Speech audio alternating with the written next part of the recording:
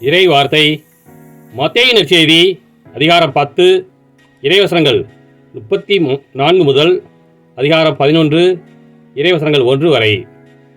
அக்காலத்தில் இயேசு தம் சீடர்களை நோக்கி கூறியது, நான் உலகிற்கு அமைதி கொணர வந்தேன் என எண்ண வேண்டாம். அமைதியை அல்ல, வாளையே கொணர வந்தேன்.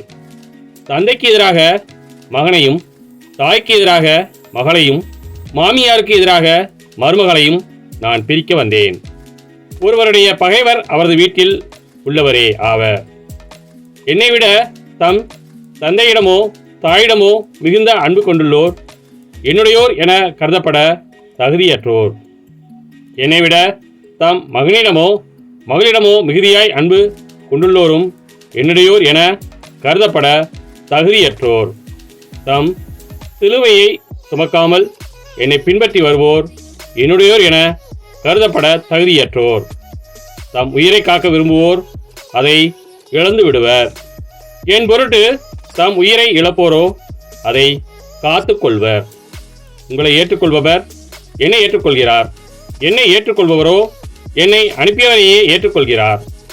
இறைவாக்கினர் ஒருவரை அவர் இறைவாக்கினர் என்பதால் ஏற்றுக்கொள்பவர் இறைவாக்கினருக்குரிய கைமாறு பெறுவார். நேர்மையாளர் ஒருவரை அவர் நேர்மையாளர் என்பதால் ஏற்றுக்கொள்பவர் நேர்மையாளருக்குரிய கைமாறு பெறுவார். இச்சிறியோரில் ஒருவருக்கு அவர் என் சீடர் என்பதால் ஒரு கிண்ணம் குளிர்ந்த நீராவது கொடுப்பவரும் தம் கைமாறு பெறாமல் போகார் என உறுதியாக உங்களுக்கு சொல்கிறேன்.